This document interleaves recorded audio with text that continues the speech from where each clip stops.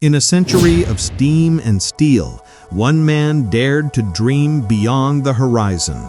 A man who mapped the future long before it arrived. Submarines, space travel, video calls, all found first, not in laboratories, but in the pages of his imagination. This is the mystery of Jules Verne. Born in 1828 in the port city of Nantes, France, Jules Gabriel Verne grew up surrounded by ships and sailors' tales. From his window, he could see vessels setting sail to places unknown, and perhaps that's where the voyage of his mind began. But Verne was not just a dreamer. He was precise, almost prophetic. In a time before airplanes, he imagined airships. Before submarines existed, he charted their depths. And before rockets left Earth, he described man's journey to the moon. How did he do it? In From the Earth to the Moon, 1865, Verne predicted a moon launch from Florida, near the same coordinates NASA would use a century later. His travelers experienced weightlessness, the pull of lunar gravity, and splashdown recovery at sea decades before spaceflight became reality. In 20,000 Leagues Under the Sea, he described the Nautilus, a powerful submarine powered by electricity, cruising silently beneath the waves. When the first real submarines appeared years later, naval engineers would call Verne's writing eerily accurate.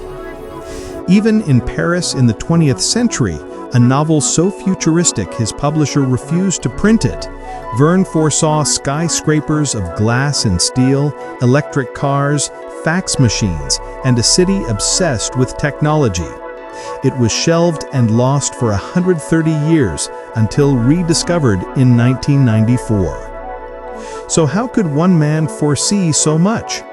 Some say Verne was simply a genius of logic, extrapolating science from what he observed.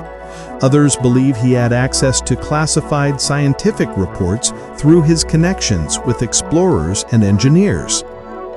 But others whisper of deeper mysteries, that Verne's accuracy borders on the impossible. His fiction often mirrors classified experiments of his time, and his characters seem to predict global events long before they occurred. Coincidence or insight? Behind the brilliance, there was turmoil. In 1886, Jules Verne was shot by his own nephew. The bullet lodged in his leg and he would limp for the rest of his life. The motive? Never fully explained.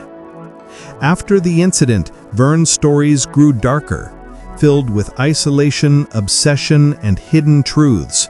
Was he haunted by the secrets he knew, or by something more personal?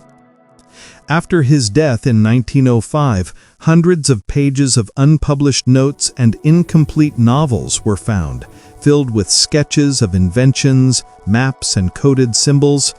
His son Mikkel would edit and release several, but rumors persist that others were quietly suppressed. What did those manuscripts contain? Lost inventions? Political ideas too radical for his time, or simply the dreams of a man who refused to stop imagining? Jules Verne wrote more than 60 novels, voyages through oceans, skies, and stars, but perhaps his greatest journey was through the limits of human possibility. Today, we live in the world he imagined, the submarine, the rocket, the electric age, all once fantasies in his mind. The line between science and story has blurred, and Jules Verne may be the reason why. So is Jules Verne a prophet, or simply a man who believed too strongly in the power of imagination? Perhaps that's the final mystery, one that no invention can solve.